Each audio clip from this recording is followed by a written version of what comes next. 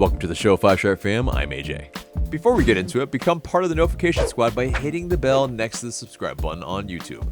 Welcome back to another episode of 5-Stripe Weekly, and this week we have a double match review. First up is the match against Orlando City, in which we won 1-0 at Exploria Stadium, courtesy of a Thiago Almada golazo. The match started off after a brief weather delay, so it was rainy conditions, but that didn't hit the skids for Atlanta United. We found a way against our friendly rivals down below in Florida, where we saw the same 11 start against Toronto FC start in this match, and the only difference was that Jose Martinez, he returned to the bench.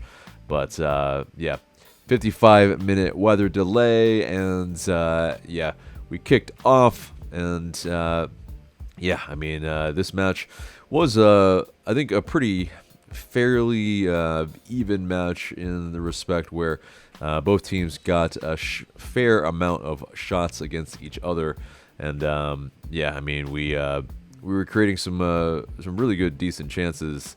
I would say one of the ones where Ronaldo Hernandez, he found Dom Dwyer in the box where he got a free header. Unfortunately, the former Orlando City man couldn't find the back of the nets with his header. That free header, really wide actually. But I think what you are seeing with this same 11 though is that there is this directness and there is this onus on the urgency to try to score early, and that is vitally important. And you also see pressing from the top, which is or from the front, which is super important here, where you can create those chances higher up on the pitch. And so I think the large in part in this is that we have been looking a lot better, especially in these two matches, Toronto FC and Orlando City. That's really what we wanted to wanted to have the team play in this fashion where they have this kind of fire in their belly to absolutely have to do something. I think what's the irony of it is that a lot of these matches, I think all of them pretty much, the last three, it has been halftime 0-0. But I think at the very least there has been, if we can keep them off the scoreboard, and for the first half, we have shown that the second half we can make some things happen. But in terms of this one, I think also you see where Amar Sejdic, he's able to, I think, solidify some things in midfield for us, keep things ticking along a bit. Also Santiago Sosa, where he's spreading out the play and just being that fulcrum at the base of midfield, so that all the play pretty much goes through him, where he will find Almada, where he will find the wings, and it's been I think a hallmark in kind of this change of play, and Santiago Sosa finding his form again. But this one in the first half, I mean, just some really good play where there was a beautiful through ball that Sejdic found Luis Araujo, and he was running in behind. He stayed onside. He rounded the keeper, and he was able to get a shot off, but very weak shot on his right, and it was pretty much just like he couldn't have rolled it in any slower, I feel like. But one of their defenders was able to clear it off the line after he had made a circle, and I mean, it's one of those where, Araujo, he can't buy a goal at the moment. I mean, he hasn't scored in, I believe, more than 10 matches. And it's also one of those. He's in the top three, I think, in shots that he's taken. I think it's over 70 shots, and he's only got 4 goals, and the other players around him all are in double digits. So, pretty damning stat there. That's there is some pressing going on from Araujo. But right before at the halftime time, or the watch stroked for halftime, there was another good combination. And it was where Gutman, he kind of made one of those trademark runs that he does, where he's able to just take that space, and it's hard to mark because there's the runner that pretty much goes across the defense, it's probably one of the fullbacks or wingers that has to track him, and he goes his way all the way to a 1v1 against Galese in the box. Unfortunately, it's right at Galese, and unfortunately, it was 0-0 heading into the second 45 minutes. Now, the first substitution of the match, Jose Martinez, he came on. First time since the suspension, and also Josetu as well, making his first appearance since August 6th.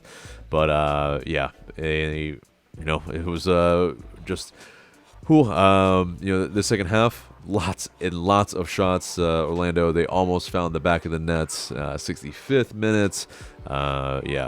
Edwin Mosquera, he entered the match for Brooks Lennon, probably a little bit more rest-based there. And LA United, we finally broke through in the 72nd minute.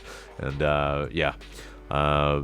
it was basically we found the ball after the corner kick, and Almada, from kind of deeper in the midfield, he had a little give and go with Gutman and a little wall pass, and pretty much Almada just did the rest. But Gutman, I think the amazing part is, he's on the right there, and just on the outside of the box. I mean, it's just like after the match, Almada was even mentioning, like, I don't know what he was doing there, but it was perfect because, that wall pass was exactly what Almada needed. He skinned a man in the box, and then he clinically put it into the back of the net on the left.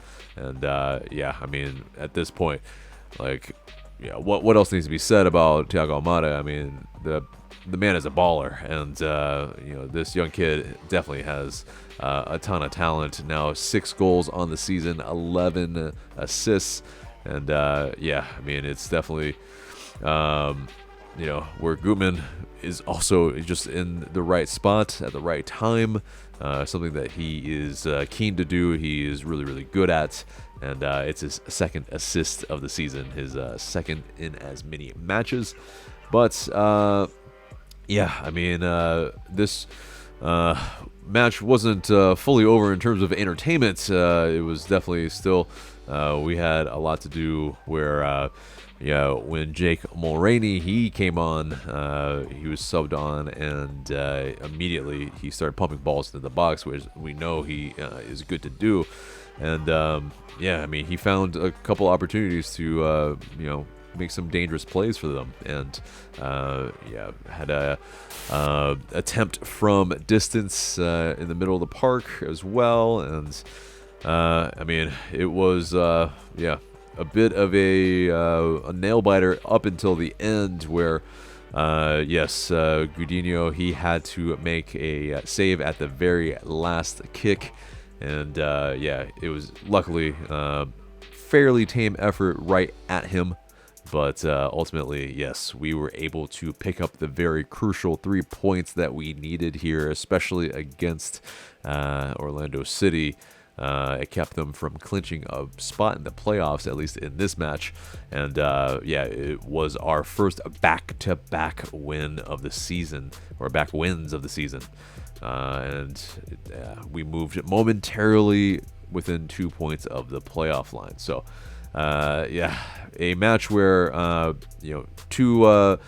two wins that were pretty different in terms of Toronto and Orlando City, but this one with a 1-0 where we held on well and defensively did our job. We were able to keep a clean sheet as well on the road. Vital points, and definitely something that's on a probably regular kind of season where we're not fighting for a playoff spot still, and outside of the places we probably would have taken a locker room, post-match locker room shot, but is what it is. I think it wasn't the time to gloat, and I think with good reason. But let's get to the Philadelphia Union match on Saturday, and this one, going into it, we had a little bit of momentum, but it's also Philadelphia Union. They had been scoring, I don't even know, something like a lot of goals in their past few matches. And so it was definitely, even at home, this is going to be a match where we are up against it, but we didn't really look all that much fussed. We kept them at bay for the entire match, and again, same 11 at the Benz. This one we had 15 shots, and it was to their pretty much one shot. It was pretty different of a match than it was at Subaru Park, but the consistent lineup. I think you could see, like I was mentioning, that the pressing from the front with Dom Dwyer, even if he's not scoring, he's able to kind of harry the guys and unsettle guys enough that again, it's a 0-0 into the half, but getting into what happened in the first half, that there was I don't like to complain about refs too much, but this one, it's like, okay, there is a pretty nasty headbutt on Amar Sejdic, and not really, it's a yellow card there, and fair, but this ref, I'm not really sure that he had a really good handle on this match, and a lot of the cards were given to us in the middle of this, where it's I think pretty tame fouls that luckily they didn't change the match too much, but it was definitely just something that it's perplexing. It's very quick yellows for us when it wasn't really the same number of fouls or the same kind of foul that wasn't called for both sides. But and in terms of this one, another corner, another Juanjo Parata header that's just right above. This one, very much so, Andre Blake, he stood on his head and he kept Philadelphia Union in the game, where they very much didn't look like they were in the game. It could have been where if they had scored, it may have seemed like it was, good old Philadelphia Union again, but it very much was not the case. We had them in our pockets for this almost entire match. We,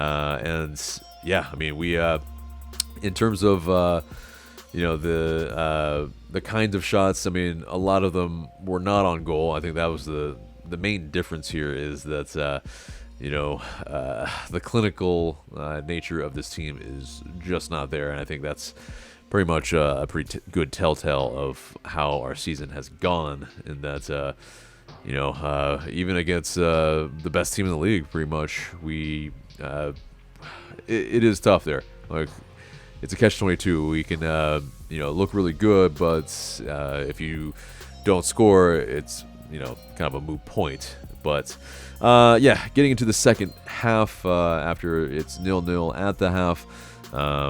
This very physical match. Sadish gets a really quick yellow card, we almost opened the scoring as well. Lennon, he almost gets a ball where it's pumped out from wide on the left, and his touch lets him down a little bit, but he does get a shot on goal. It's maybe not at the wanted maybe placement and power, but there's pretty much a goalmouth scramble, and somehow Andre Blake is able to keep both Dwyer and Lennon out there. And another good opportunity. Ronald Hernandez on the right flank, he gets one on his left, and it's also right into Blake's hands. But then, Edwin Mosquera and Ronaldo Cisneros comes on, to some dismay of some people, where Jose Martinez, they were wondering why maybe he wasn't subbed on instead of Cisneros. But, just a flurry of shots. Again, Santiago Sosa, and then Sadish from out wide, from distance a little bit. And, you also had Mosquera. He was very direct, and he had a shot that Andre Blake did really, really well on to save it. It was a higher shot, and he was able to get some fingertips to it. Also another one where it was a layoff from Thiago Almada, where it unfortunately hit Santiago Sosa, who was in the box. He pretty much inadvertently blocked it.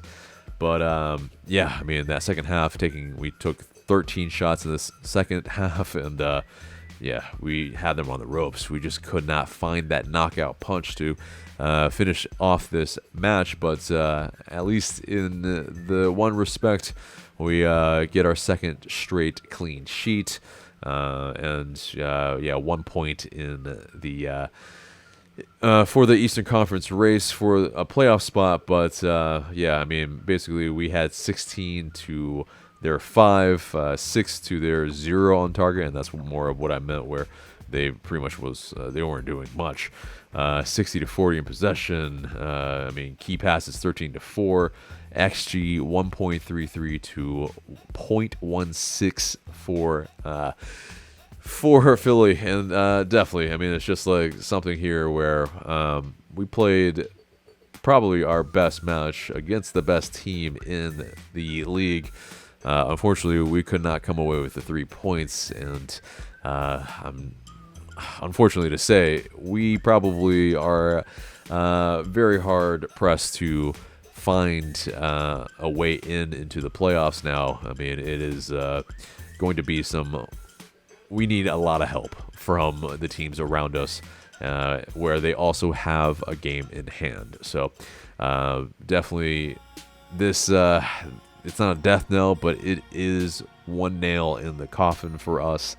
But Pineda, he did say and speak about this game after the match, and he said that the shapes and formations are fluid, but adapting on the fly has been tough with the lack of consistency, and he did want to create a lot of overloads with Almada and Sadic, and he said the back four is working now because the team is stable, and then said that Franco alongside Parata has gelled well.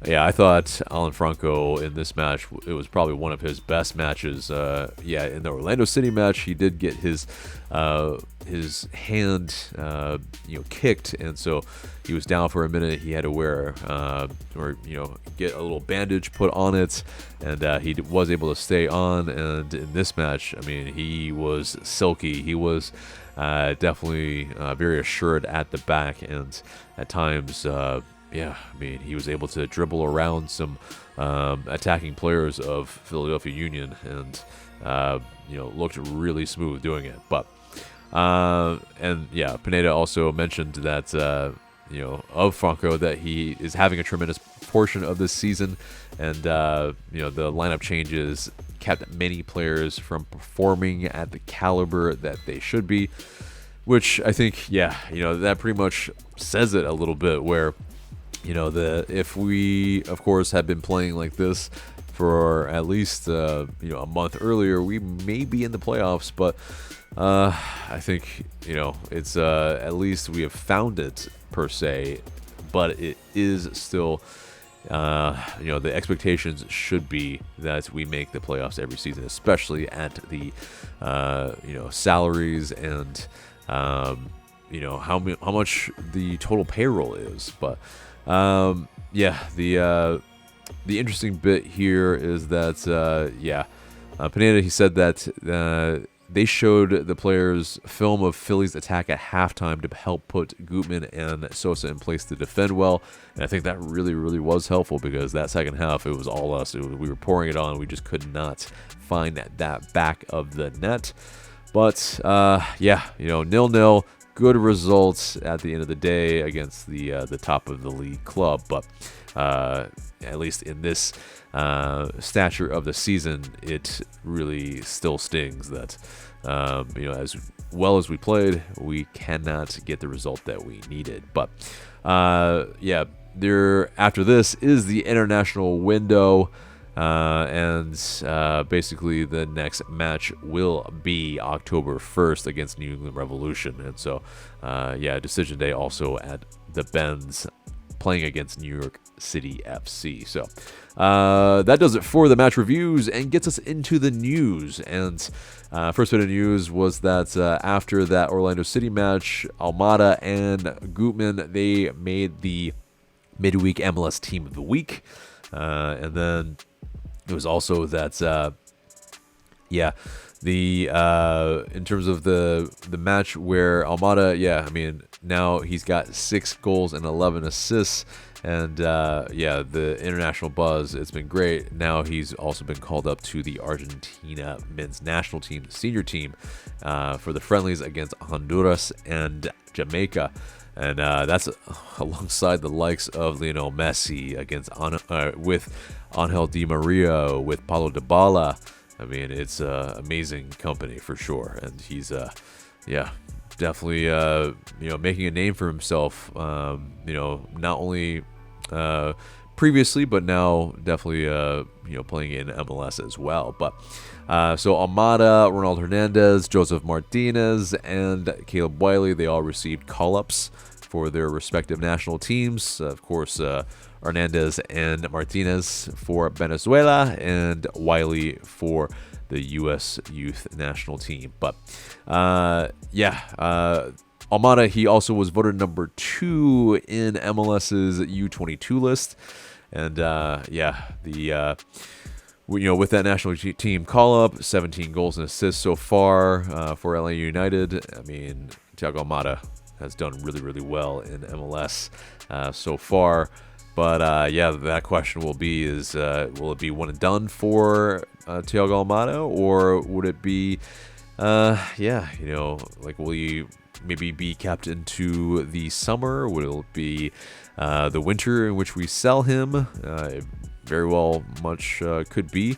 But if he is, the question is how much he would be sold for. And it's upwards of 20. That's probably for sure. I mean, at his age, 21, and he's just got that innate ability to keep the ball and to find the right decision to find players in space. It's definitely a lot of teams could use that. So it's a very good question how much he might be sold for. And I'm curious what you guys think. Let us know in the comments below what you think, the going rate for Thiago Almada in this type of market is. But moving on from that, and speaking of the international call-ups, 3 LA United 2 players, they earned some caps. And Ajani Fortune, goalkeeper Vicente Reyes, and then midfielder Johnny Vidal. And then all 3 are Atlanta United Academy products, so amazing stuff there. in terms of the twos, they drew their last match against Miami FC 2-2. And Darwin Mateus, he scored his third goal of the season. And then, yeah, I mean, it was basically they unfortunately conceded in a to seal the draw. And unfortunately, that this season so far for Atlanta United 2 not been fantastic. 5-5-21 for 20 points. And the final time that they will return to a Fifth Third Bank Stadium this season will be against Indy 11. But yeah, last bit of news: Loan Watch, Ezequiel Barco, playing for River Plate. Marcelo Gallardo, the head coach there, he was publicly backing Barco, and he says that Barco, quote, never hides from the ball, and he has to understand that he needs to make better decisions, though. He's on his way. He's young. He's left at a very young age to a league where he didn't develop as expected. That's, of course, talking about Barco at MLS with us. And, yeah, I mean, it seems like, unfortunately, he's not getting on super-duper well at River Plate. But, yeah, kind of a down season a little bit in some respects for River Plate with the big expectations as going into the season. They had pretty much almost like 2 11s where they should arguably be doing more. But very interesting nonetheless that Barco, I mean, you know, could he be recalled? He is on a 2-year loan, so there is that expectation maybe that it's just in case where if Thiago Almada, yeah, maybe we have him for the summer and then where we can fetch a bigger transfer fee. It's possibly that, and then maybe we do recall Ezequiel Barco or something. But either way, you know, it's going to be interesting to see how that all shakes out. We are very close to the end of the season now, so definitely some busy kind of transfer windows to be had ahead. So that does it for the news and pretty much the entire episode except for the question of the day. And the question of the day is, how do you feel if we made the playoffs or not? I mean, is it an absolute must? Are you indifferent? Are you not wanting to make the playoffs at this point at all? Let us know in the comments below. Looking forward to what you have to say.